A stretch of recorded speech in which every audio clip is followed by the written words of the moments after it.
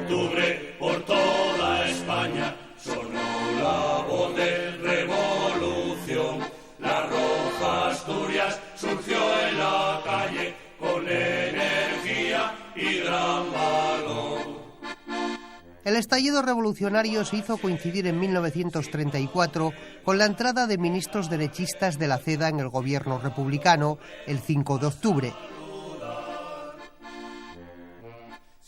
Era una huelga general revolucionaria convocada para toda España, pero en Asturias desde el principio fue una verdadera insurrección que se inició en las cuencas mineras, donde los obreros más combativos de todo el estado llevaban tiempo preparándose para la lucha armada.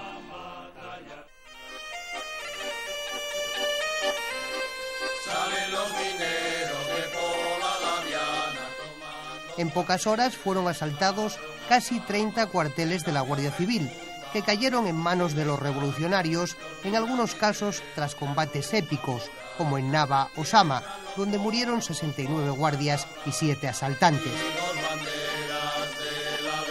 El poder había cambiado de manos por vez primera en la historia de Asturias, y lo ejercía el Comité Revolucionario dirigido por el socialista Ramón González Peña. La revolución cuajó en Asturias al grito de uníos hermanos proletarios por la unidad de socialistas, comunistas y anarquistas, aglutinados por vez primera en una alianza obrera gestada meses antes. Estalla la revolución y empezaron los obreros, toda la cuenca donde había cuarteles de la Guardia Civil, fueron tomando y otros sitios pues abandonaban, pero hasta la Felguera. Aquí donde más resistencia hicieron fue en Barredo, había un cuartel que subió un rapaz a un techo que llamaban el Chato de Canzana, y empezó a meter ellos dinamita por el techo para abajo y entonces salieron ya y tal.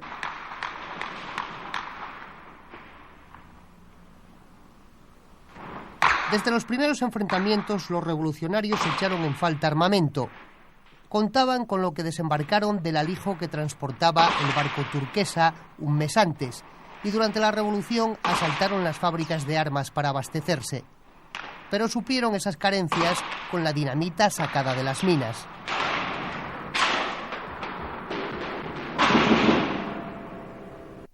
La dinamita entonces, como ahora con los atentados estos árabes, cambió el mundo. O sea, frente a la dinamita lo conmovió todo, y lo puso todo patas arriba, ¿no? Podemos decir, ¿no? De bajar a Oviedo empuñando mi fusil y morirme disparando contra la Guardia Civil. El día 6 comienza el asalto revolucionario a Oviedo, el objetivo básico desde el punto de vista estratégico y también político, porque la capital ya era el centro del poder regional. La República declara el estado de guerra y comienza el asedio militar. Entre las fuerzas de seguridad y el ejército disponían en Asturias de unos 2.700 hombres, 2.000 de ellos en Oviedo. Fueron reforzados por más de 15.000 movilizados por el gobierno, el número que sumaban los revolucionarios. La entrada en Oviedo de los mineros, donde tomaron el ayuntamiento, les levantó la moral. Un grupo siguió a Campomanes arriba a golpes de dinamita contra las puertas y los balcones, y otro grupo vino a esta plaza, que es donde estaba instalado el Comité Central. Después, aquel día, que el primer día, el 5 de octubre por la noche, pues ya se ocuparon los mineros, los revolucionarios, los grupos que venían, ocuparon toda la zona desde Santa Cruz hasta Campomanes, y el Fontán y esta plaza, o sea, ocuparon toda esta parte de la ciudad, ya quedó ocupada. Yo, como vivía en la calle Martínez Marina, pues viví todo aquello, desde el susto de la ciudad hasta que entraron los primeros, porque hubo un momento de silencio, de cerrado todas las puertas, de toda la ciudad cerrada, y era impresionante. No había más que unas cuantas ametralladoras montadas por los militares y por los de asalto en la Escandalera, y no se veía nada más. Todo lo demás estaba acuartelado, la fuerza estaba acuartelada, la gente no se veía un alma por la calle, ni coche, ni nada. Cuando subimos hasta allá, hasta el Boquerón de Brañez, allí enlazamos con González Peña y al día siguiente nos pusimos de acuerdo y él nos dijo que viniéramos hacia San Pedro. Entonces vinimos nosotros hacia San Pedro, rodeamos la iglesia con otras fuerzas mineras y la tomamos. Y a la mañana siguiente, día 7, vinimos por acá de nuevo y tomamos el depósito de máquinas. Entonces se reunió allí toda la gente de La Argañosa y de los barrios vecinos, un acto de gran emoción popular, y eligieron el comité revolucionario que yo presidí aquí en este depósito. UHP, signo de más, que la revuelta sirvió al obrero para saludar. Los rebeldes se impusieron en todo el centro de Asturias, donde ya vivía la mayoría de la población. La autoridad y la vida cotidiana dependían de los comités revolucionarios de cada lugar, dirigidos por socialistas, comunistas o anarquistas. Se llegó a suprimir la moneda oficial, se asaltaron bancos y se acarició la utopía de una sociedad sin clases, con un poder popular inspirado en la Revolución Rusa de otro octubre histórico, el de 1917. En la comuna asturiana, los anarquistas dominaban La Felguera y Gijón, donde la CNT era mayoritaria. Venga, tendremos todo este horror. El socialismo es nuestra bandera. ¡Vivan los soviets! ¡Viva la Unión! La CNT fue, vamos a decir, el movimiento más característico del proletariado español y el más revolucionario. Pero dentro de la CNT había una profunda división entre los partidarios de la alianza con la UGT, que ya tenían un largo recorrido detrás, desde Quintanilla, etcétera, y por eso esa preponderancia en Gijón, y los contrarios a cualquier acuerdo con el Partido Socialista y con la UGT, fundamentalmente el sector faísta, que podríamos decir aquí, pues encabezado por Segundo Blanco. Sin embargo, este sector faísta, contrario a la Alianza Obrera, es el que luego también va a participar en el gobierno de la guerra, lo cual es una contradicción, ¿no? Y denota pues el bajo nivel intelectual y de coherencia de los dirigentes del proletariado español en sentido amplio, ¿no?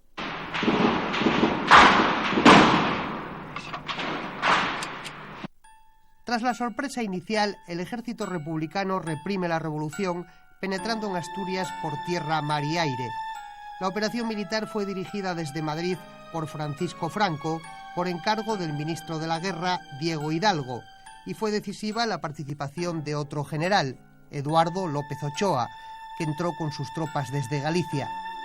El día 10 desembarcaron los regulares y la Legión en Gijón, y en el frente sur, en la frontera con León de Lena, se registraron algunas de las más encarnizadas batallas. A Llanes no llegó la invasión militar hasta el día 13. El sueño revolucionario comienza a desvanecerse. El desaliento se combatió en Asturias. No importa.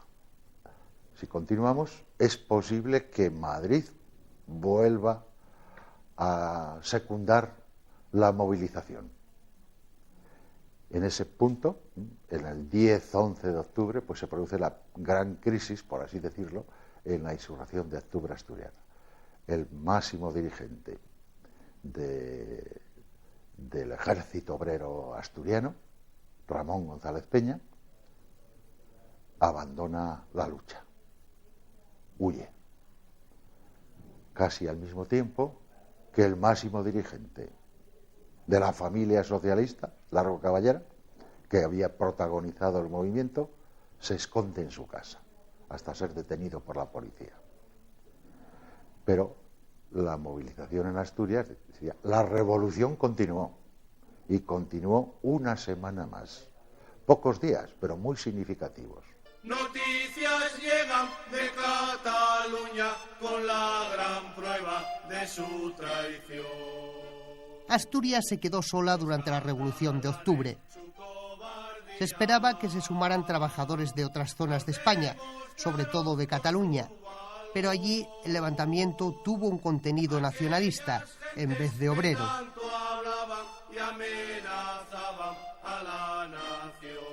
La aviación republicana actuó sin contemplaciones, bombardeando zonas urbanas y arrojando pasquines, incitando a los revolucionarios a entregarse en vista de su aislamiento.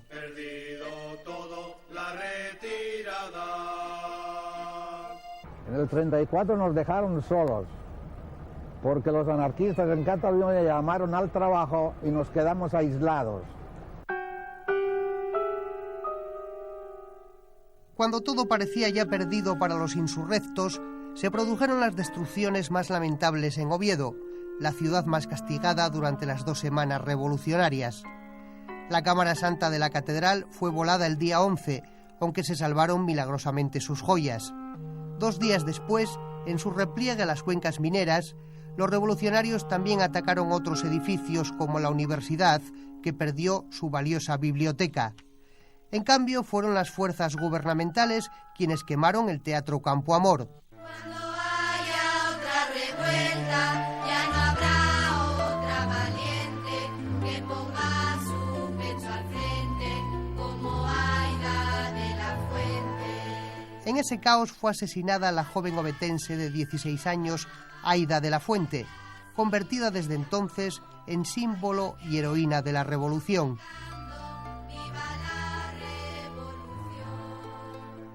El día 15 la capital ya había sido tomada. Belarmino Tomás, el socialista que preside el tercer comité revolucionario, pacta con el general López Ochoa la rendición y acaba en el extranjero. El acuerdo consiente la entrada de las tropas en las cuencas, con excepción de las africanas que había movilizado el ejército.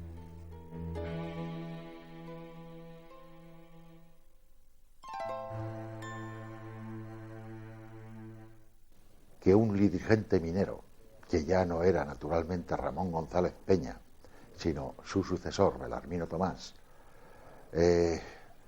exigiera negociar la rendición y que esta oferta, esta demanda fuera aceptada, no era algo frecuente. Fue muy singular. Hasta entonces, la rendición incondicional era lo que había predominado en toda la historia de la lucha de clases en España.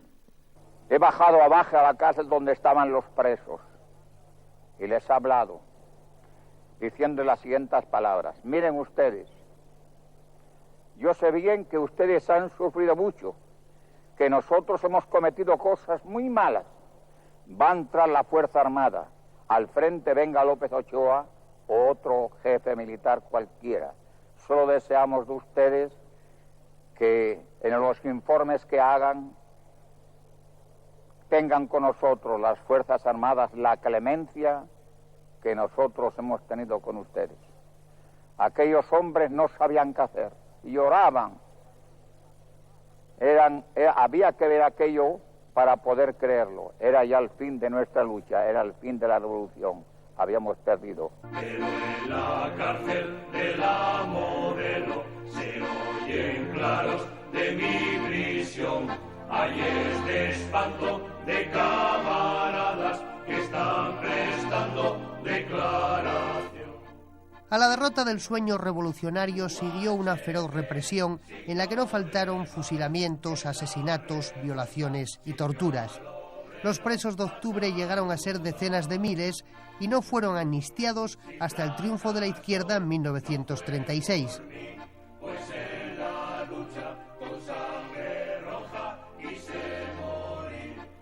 La represión fuerte. Había un aparato que llaman el tubo la risa y nada más que hablaban de eso los obreros, pues se conoce que, yo no lo vi el aparato, pero se conoce que era un aparato que desde luego les hacía sufrir mucho. Meter las manos así, como está la puerta, y luego cerrar.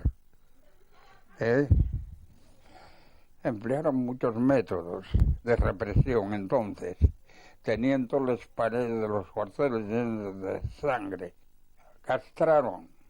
Yo conocí uno, y no sé si castrarían a más, claro que castrarían.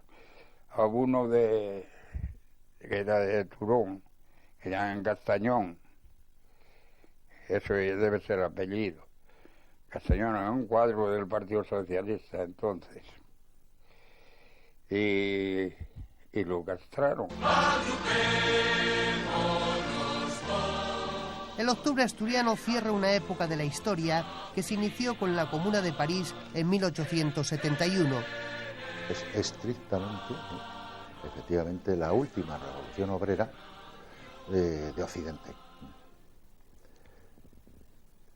Después, el componente obrero dará paso al popular. Después será el antifascismo, que será el fenómeno que se anteponga a la revolución social. En ese marco hay que ver el octubre de 34 y en ese marco efectivamente será la última revolución obrera hasta nuestros días. El aniversario de la Revolución Asturiana coincide con una revisión histórica de la derecha española que la sitúa en el origen de la Guerra Civil. A la mayoría de los historiadores, legitimar al franquismo por un golpe preventivo antifascista reprimido con sangre por la Segunda República les parece intolerable. En la Revolución del 34 la derecha defendió la República, defendió la legalidad. Esto es muy importante, la defendió en nombre de las libertades, como también se aportan los documentos ahí probatorios. Pero claro, en el 36 la derecha se puso del lado de Azaña a condición de que frenase el proceso revolucionario y de que cumpliese e hiciese cumplir la ley. Azaña se negó, con lo cual se deslegitimó, porque un gobierno democrático no es simplemente uno que tiene votos, sino también uno que cumple las leyes y las hace cumplir. Esto no ocurrió y eso obligó hizo que la derecha, que había defendido a la República a pesar de que no le gustaba, porque la Constitución republicana fue hecha por rodillo y no por consenso como la actual, pues a pesar de eso, pues tuvo que rebelarse so pena de ser completamente aplastada, ¿no? Gil Robles era un monárquico, pero todos también percibían a Gil Robles como un peligro fascista, de carácter fascista, por las declaraciones que había hecho, por la preparación que había realizado, por incluso pues el carácter provocador de algunos de sus mítines, como el que tiene lugar en Asturias en torno a la fecha del 8 de septiembre y en el santuario de Covadonga. Hay que defender lo que significó la revolución del 34, porque no es ni más ni menos que defender el derecho de los pueblos a rebelarse. Y el derecho de los pueblos a rebelarse no puede ponerse a la misma altura que el derecho de 6 generales a rebelarse contra un país, que es el fondo del debate. Equiparar una cosa con la otra. La revolución del 34 fue un fracaso, pero sin embargo, aunque dio un gran prestigio, aumentó el prestigio por ejemplo, del Partido Socialista en el proletariado internacional en todo el mundo, porque la revolución asturiana nosotros la hemos vivido aquí como una tragedia, pero en el mundo se vio como un gesto heroico. Muchos socialistas comparten ese orgullo por su participación en la Revolución del 34, pero otros, ya desde entonces, mostraron su arrepentimiento, como uno de sus organizadores, el exministro asturiano Indalecio Prieto, que se plegó al radical Largo Caballero, que presidía el Comité Revolucionario en Madrid. La huelga general insurreccional programada por Largo Caballero bajo la fórmula de un franco movimiento revolucionario, y don Francisco Largo Caballero entendía por franco movimiento revolucionario una huelga general más intervención de un sector del ejército, como la que se había producido en 1930. Ese era el formato de movimiento revolucionario para don Francisco Largo Caballero, que ello hubiera podido provocar el colapso del gobierno democrático existente y en su lugar el Partido Socialista ocupara el poder. Ese era Ese era el plan de Largo Caballero. El PSOE debería reconocer los hechos tal como fueron, con lo cual nos demostraría que ya no es el mismo PSOE de entonces. Yo creo que más que hacer autocrítica lo que hay es que debatir y seguir discutiendo y escribiendo sobre esta etapa, puesto que la derecha mantuvo durante mucho tiempo su visión de ella, y la izquierda tuvo el temor, a partir de la transición, de que la izquierda no quería reproducir el final de la Segunda República. Y como no quería reproducir el final de la Segunda República, yo creo que la izquierda fue muy prudente, tal vez excesivamente prudente, en debatir los temas que la guerra civil suspendió.